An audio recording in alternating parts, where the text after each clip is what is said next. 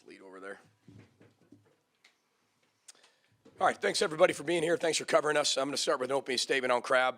Don't have any extra details just yet. Once I do, you'll know. Our thoughts and prayers are with him. I'm sending positive thoughts. It's unfortunate, kind of reaches back for a ball, takes kind of a funky step, and hurts himself. So I know we got some amazing doctors, amazing medical care, and I'll let you know as soon as we know what's going on with him. He's a big member of this football team. I mean, I wouldn't, I'd be lying to you if I say he wasn't. He's one of the most integral parts of what we do and how we do it on and off the field. One of the best people.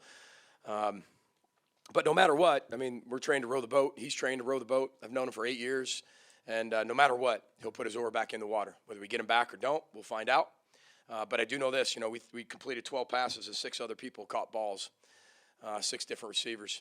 And I think we're deeper than we've ever been when you look at, athletes and playmakers. We might not just have that 1 or 2 maybe in past years, but when you look collectively at how we're running our offense, there's a lot of people involved. And this is college football. This is hard. This is the hardest part. It's hard to see somebody, a teammate, laying on the ground like that. He means so much to us, means so much to my family. His family means much to tons to this program, my own family. And I know this. Whatever it is, he'll handle it the right way. He'll row through it, and we'll be a better team for it somehow, some way. And he'll make us better, no matter what it is. So with that, open up for questions. Follow up on Crab, just given the seriousness and the way you're talking about it, I imagine it's potentially season-ending seriousness that's out there. Andy, I mean it. I do not have an update. I know he's at the hospital right now getting some images, but I figured you guys were going to ask, so I'll start with that. Could have started with something else. I like your shirt. Thank you. Coach, to start the game with the corner blitz, set the tone like that, what did you like about that call? Obviously, the result of it was big. Yeah, I mean, it's a really good job IT time on the nub side. He once he sees the exchange, he takes off, and he's got the quarterback there and just didn't decelerate, went right through it, did exactly what he was coached to do, and good call, really good call by Joe, really good execution by the players, and I think that's, you can call it a surgical performance, when you kind of look at offense, defense, special teams, because there was a lot of challenges we had. I mean, they're a Power 5 team, they're big up front. They presented some challenges. Every time we'd have some success, they'd fix it, and then we'd have to find another way of doing it, a different way, different formation. Then we'd have success there, and then they fix it. And it was just, again, that cat and mouse game as you keep going back and forth. Got to give them a lot of credit for that. But again, like I said, this team they just go out there and execute the game plan. That's the mission. They're not perfect. We could have played a lot better, but they executed the game plan. They were efficient. We could be way more efficient. We could be way more effective. We will be way better. That's what I love about the team. You can be honest with them, too. Tell them they did a great job. We're happy about being 1-0 in the Colorado season, but we can play way better than that, and they know that. But when you look at it, I mean, the ones had, 30 plays on defense again? Offense, I think we had 50 with the ones. Our threes and twos got 22 plays in the fourth quarter. And, Colorado had 22 plays in the fourth quarter. So got a lot of people, a lot of work, a lot of experience. But, again, this isn't – I told you before, not just mop-up time. I don't believe in that. Whatever you put on film is your signature. Now, you get chances to play, you better play well, because it also exposes people who don't know the game plan. And that's hard in recruiting. Just keep going forward.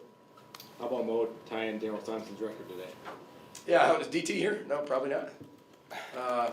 Here's the thing I'll say about that. I'm not going to speak for him. I just know Mo is incredibly talented. He's one of the greatest people you'll ever meet, and I bet you it's not that he's not going to shun it off because it's not important to him, right? Because Daryl Thompson's important to him. DT's important to him. DT's important to this program. What DT did in this program is important to us as Minnesota and the Gophers, and then people come before him and will come after him. But that's all going to be external, and I know Mo. He had 200 some yards, and we pulled him after the first drive of the third quarter. I mean, he's something else. I think one of the best runs I've seen. And that one, I have these pictures in my office, and when some of you have been in there and you see them, there's these still shots of moments and memories from either like people's personal life of what they overcame that had to do with football or something that we teach culturally. And you saw that push the pile. That's what our program's about. If you could take a video and say, what is Gopher football? Take that one. Take that one. And then to make Coach Rossi happy, like 11 guys in one picture stopping the run for a -2 yard, negative gain. But that is the DNA of this football team. That's the DNA of our culture right there.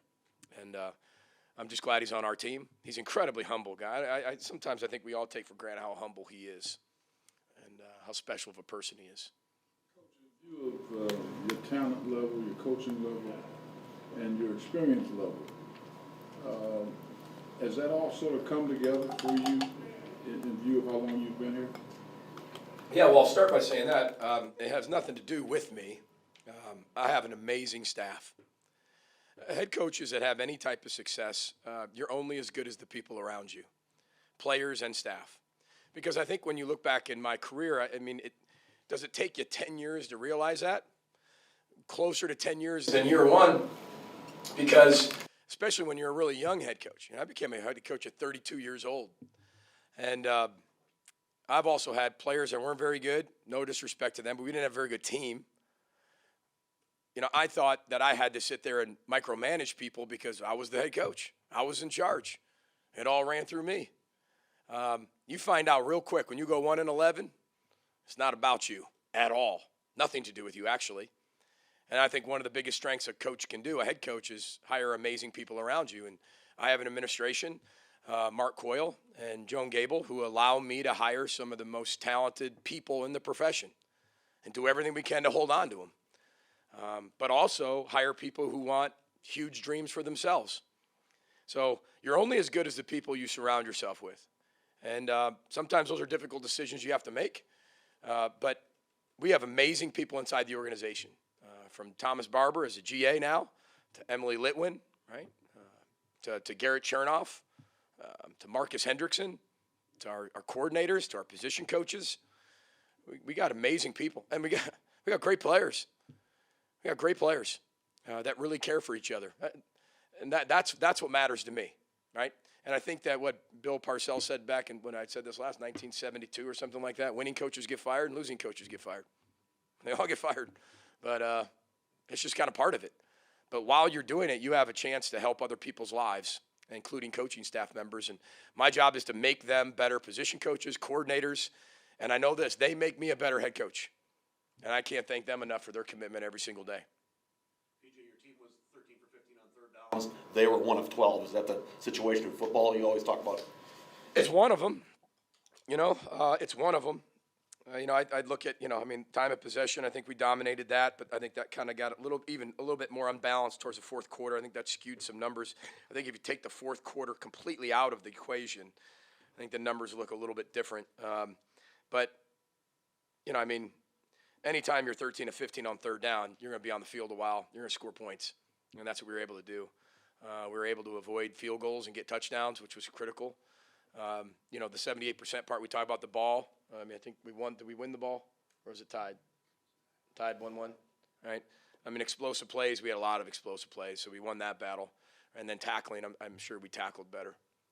So those are the three that really matter. And then we kind of go there situationally from there of what it looked like. So, yeah, third downs was important. And then,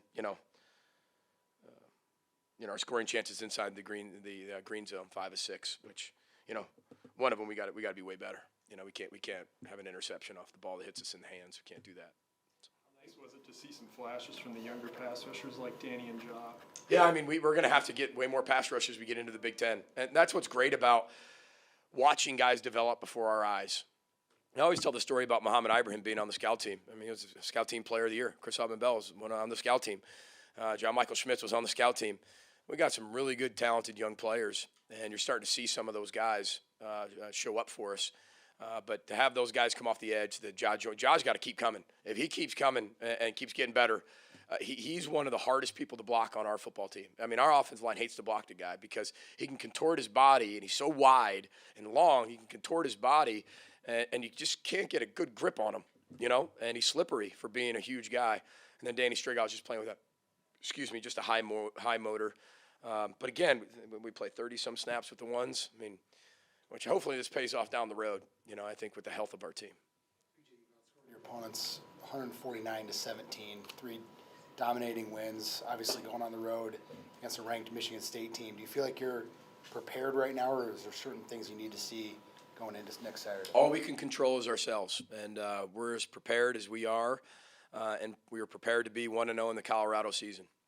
This week, we'll do everything we can to play one of the best teams in the Big Ten, one of the best teams in the country, I think a top 10 team in the country, and do everything we can to put a game plan together to put our players in the best position to be successful, to find a way to be 1-0 against the Spartans. But they're a really good football team. They're very well coached. They've got athletes everywhere.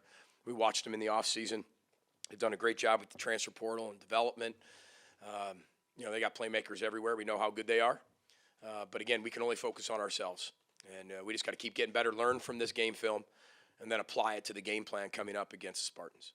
Coach, is there any cause for concern with Quinn Carroll having a penalty in each game so far? No, not until you brought that up. I mean, maybe you'll create that. You know what? No, I mean, the one downfield, I was actually told from an official, he's a quarter of a yard too far down the field. So it's a quarter of a yard. So, I mean, all right, that could be his nose, because it was a naked, and he actually just started a little further up. I mean, that's a hustle mistake. I'll take that all day long. I'm not saying I want penalties, but I told you before, I want our guys edgy and disciplined, and I think they are. We've got to clean up some of those small mistakes like that. But again, I mean, perfection's what you're always chasing, knowing you'll never get there, right? But you can always be. That's what makes coming in on Sunday so exciting. Is when you put your leather vest on, you can always get better at something. And but this is a fun team to coach. Like I said, wins. I don't know what it'll look like at the end of the year, but they're really fun to coach because they respond really well to whatever we've thrown at them and whatever's come their way. And I don't expect anything less this week. Take one or two more for Coach. Any update on Axel Rushmeyer? He's okay. Yet to learn about this team heading into Big Ten play? Well, I think it's pretty, I think you're always going to find out, however the game unfolds, you're going to find out what your team can do. You put them in every position in spring that you possibly can.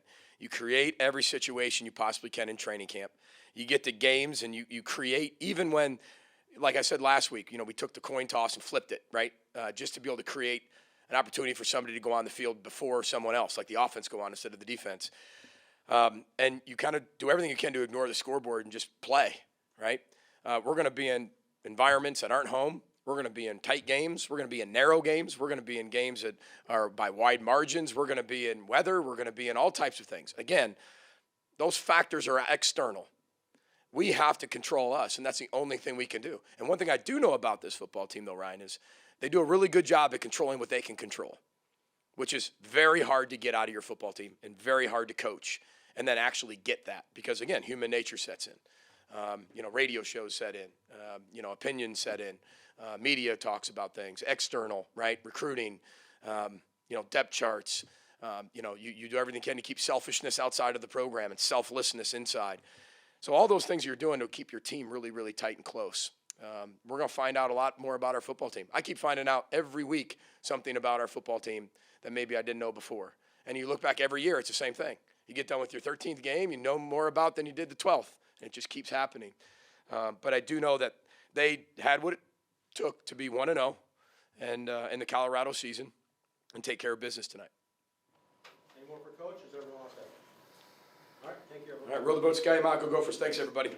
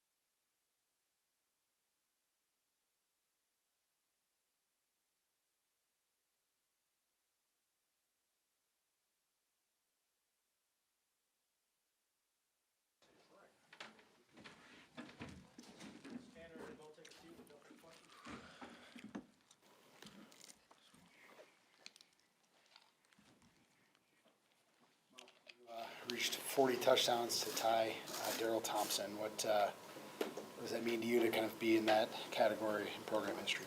Yeah, DT was, he was a big part of Minnesota history. So just to be tied up with him is just amazing. It says a lot about my team, getting me in the end zone. What, how many times? 2 times today? 3 times today. So, they pushed me. They was motivating me. We got the job done today. Well, can you go over that rugby scrum that got you in the end zone, that whole run, and how it happened and what you were thinking during that? Yeah, so it was an outside zone play to the right, and I seen a pretty good crease from my O-line. It was like 5 yards open, so I made the cut, and then I seen number 1 on the left, so I knew I had to get north and south right now. He kind of hit me, knocked me off balance, and then while I was falling, I seen that the safety was getting low, so then I kicked my head up. And then after that, it was just I felt the push and I kept my feet and kept it running. That was pretty cool, huh? Yeah. Yeah. Mo had 3 runs today, 3 different runs today where you went past the second level, and all those times where you get to, a lot of times it seems you get to a lot of push and physicality from the defense on the first level. And you bounce off of it. Take me through what you think every time when you're gearing into that second level. Yeah, Coach Burns, he does a great job of breaking down film and talking about what you could have done better. And this week, emphasis was pick up your head, pick up your feet on contact. And today, they was trying to hit me high, and I was just bouncing off of it, spinning out of it. Keeping my feet, picking my head up when my head dropped a little bit. So that was the biggest key for this week, and we just went out there and executed the game plan. For both of you, you win a big game, but you also lose a key teammate. Just would you take us through the emotions of that? Yeah, I mean, we don't know exactly what's going on, but obviously we love Crab to death. He's a huge part of this team, and whatever happens or whatever it is, he's gonna always be a huge part of this team. We had guys come in and be able to step up and make plays, which what it's all about. And so it's good to see guys come in and be able to play different positions and make some plays for us. But obviously you never want to see your brother down on the field like that. But it was awesome for our guys to just go out there and continue to row and really row for Chris for whatever the situation may be. But again, we don't know, but we just got to continue to row the boat no matter what happens. Tanner, what clicked for you in the passing game today? I mean, three scores. You hit Crab on the long one. You got Dale involved. Yeah, those guys are making great plays. Dalen saved me too. I should have thrown an interception on one of them. Just a bad read. And so I responded from that. And he made a great catch down there in the end zone. Brevin made a couple of great catches. And those guys just got open, and Clay made a great catch in the end zone too. And we had great protection the whole time, and we were running the football really well, and so those guys were able to get open. We were able to deliver the ball and get in the end zone a couple times. Mo, a year ago, your injury was the focus after a game. What do you want to see from your team as you kind of go maybe with or without Chris for the future, just based on moving on and bouncing back if that's what in case is going on? Yeah, so we don't really know the injury, but I think that, last year when I went down, the main emphasis was like keep on rowing together, and I think that that's the important message. Row together, just stick together. You'll get through it with each other, and yeah. How exciting was it for both of you to see Clay get involved kind of after what he went through last year, coming back now and making plays? Yeah, that was awesome. Man, it was cool. It's a route that he was ready to run and, got the mental reps all week at it and came in and created good separation, made a great contested catch in the end zone. And, to carry over, last week he did a great job too. And he's been doing that in practice for a long time. And the guy's got grit. He shows up to work every day and, plays with a lot of house. So he's an awesome teammate to have, and we're blessed to have him as a member of this team, leader on this team, and to have him out there with the receiving corps for sure. Yeah, he was one of my rack buddies when I was hurt. So we built like a big relationship while we was both hurt. Just seeing him being consistent every day, great attitude every day. He's here for 7 years. Yeah. And he hasn't changed since I met him 6 years ago. So the guy's consistent. He come in and work. He clock out, and he's a great guy all around. What's your guys' first views on Michigan State and going on the road to a ranked Yeah, opponent? we obviously haven't watched any film Yeah. on them, but we know that they're extremely well coached and have a great atmosphere, and we're going to have a battle and a challenge in front of us this next week, so we got to prepare and get ready for that. And they obviously had a fantastic year last year. They got a lot of really good football players, and they can play football really well. So we're excited to go out there and play at their stadium and play against a really good opponent. And but at the end of the day, it's all about us, and we got to continue to prepare and continue to get better after we watch this game tape, and then get better in practice. When you start to mold for Heisman talk, I mean, you got a front row seat for the show today. Yeah, got my vote for sure. Yeah, man, I got the best seat in the house when 24 gets the ball. It's pretty fun. So I didn't even know I didn't even know he had the 40 until like in the hallway when Paul said that. Like, that's so cool. And he's just, whatever about it. That's just the kind of teammate he is, man. He loves the guys on this team, and he's gonna give all the credit always to the offensive line and all those guys. But he works his butt off every day. He deserves that. He's earned that. He's gonna continue to get better this season, and it's pretty fun to play against Mo. It's really something that I have enjoyed a lot and look forward to doing for the rest of the season. Your offense was 13 of 15 on third downs today. Was that something that was stressed a lot this week, that situation? Yeah, we always stress third down. We always got to execute. Should have been better. One of the third downs I made a bad read on too, so could have even been better on that. But it's all about, we talk about execution, and executing on third down keeps you on the field and allows you opportunities to score points. So awesome to go 13 for 15, but got to continue to get better. And one of the main emphasis of that is lies on my shoulders from I think the 3rd and 7 or whatever it was. So, but it's all about execution, details, and playing with Hal for our offense. And so we got to continue to do that and continue to improve at that. When you're dominating people, as a player, as a leader, quarterback, running back, how do you not get ahead of yourself there? We're killing these teams. We're not just beating them. We're getting to where we want to go. Yeah, I think our coaches do a great job of demanding us. For us, it's all about playing at our best, and we always talk about it's about us. We have to be at our best each and every Saturday, and we're gonna get coached hard, whether we win big, lose big, whatever it may be. We're gonna get coached and demanded to continue to change our best and be better. So for us, it doesn't matter what the scoreboard is, doesn't matter what the result is. We're process oriented, and we got to continue to work and get better and improve.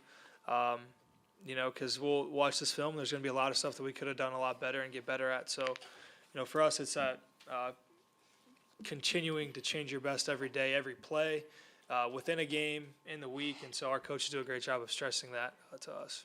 Yeah, Coach Burns does a great job with just understanding mental work, not talking about X's and O's. We go in there and we talk about what the greats do. We break down people like Kobe Bryant. We break down people like Michael Jordan and stuff like that. Just staying in the moment. Those guys, they don't sway left and right about in the situation. They play to play. And I think that's what we do a great job of. Every drive is its own drive. And, every play is its own play. So. Thanks for the time, guys. Thanks, fellas. Appreciate you. Thank you. Well, Danny and Mariano here to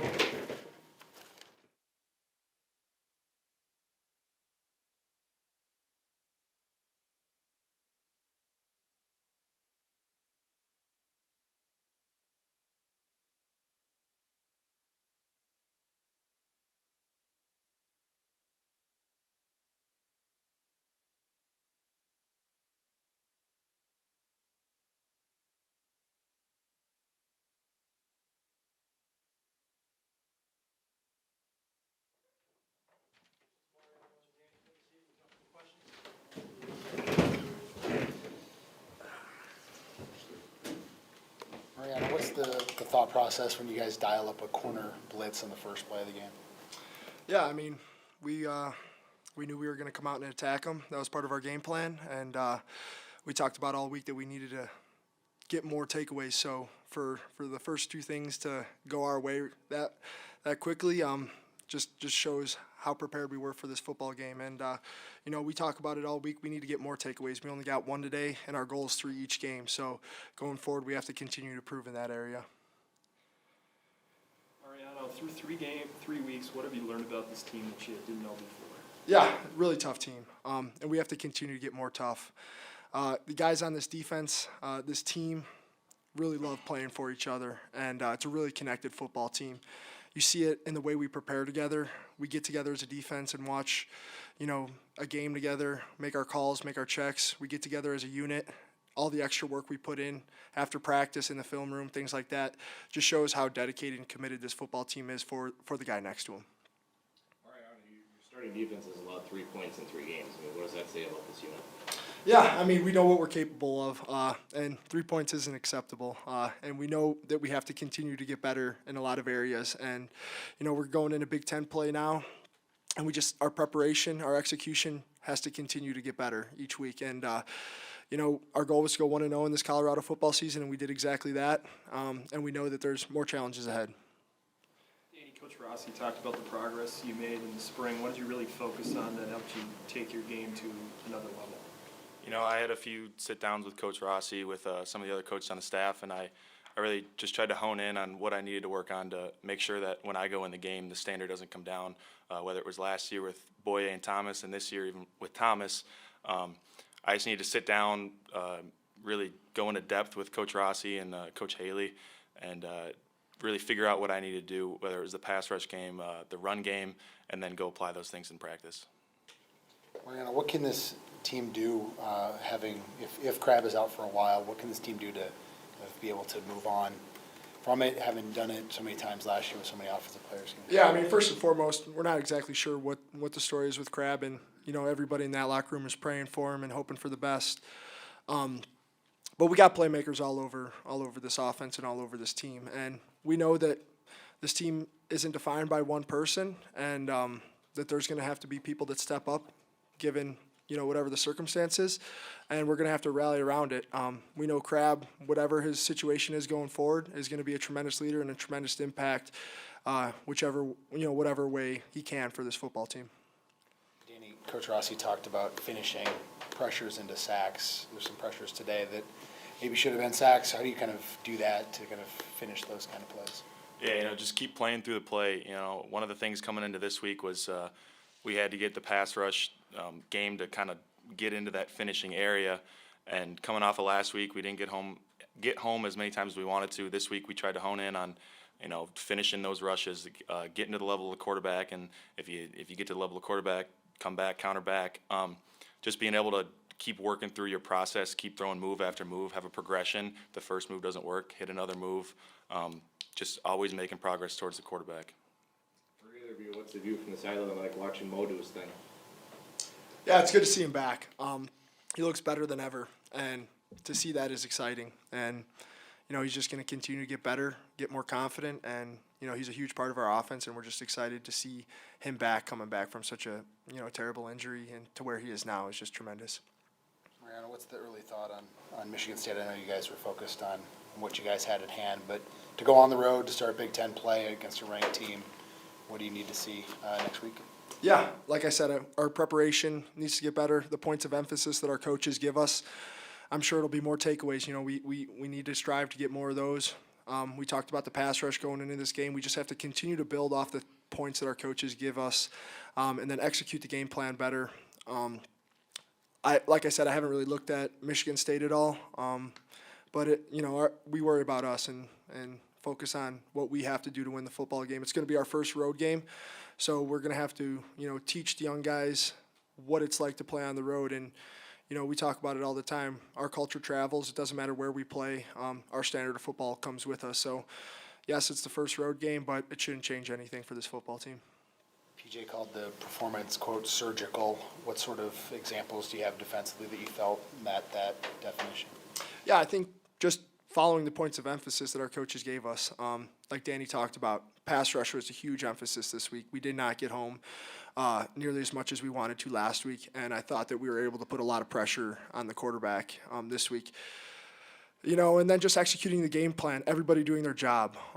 That's what this defense is built on, and that's how we're going to have success going forward. You know, there's not one guy out there that's making 20 tackles and having 2 interceptions in a game. It's everybody doing their job and getting off the field when we need to. I know there will be new points of emphasis this week, and we'll just have to continue to get better and look at that film tomorrow and grow from it. In what ways does your wrestling background help you as a pass rusher? You know, I get that question quite often on how wrestling translates over to football. Wrestling is one of those sports that is able to translate in certain aspects to any sport, whether it's footwork, whether it's, you know, hand-to-hand combat, lower level. Specifically to pass rush, you know, when guys are shooting their hands at you, you know, when you have a wrestling background, you see those things coming at you. As a high school wrestler, you were able to see hands coming at you, and you have things to work off of that. But as a pass rusher, it's, you know, you see it through a different lens because you're playing football, but it's kind of just a different variation of what you've been seeing, you know, since my wrestling days. So it's, in a sense, it's pretty different, but in the grand scheme of things, like, you just have to have quick reactions to, you know, those guys shooting their hands and feet at you. Any more questions? Everyone else set? Thanks, guys. Thank you, guys. Thank you.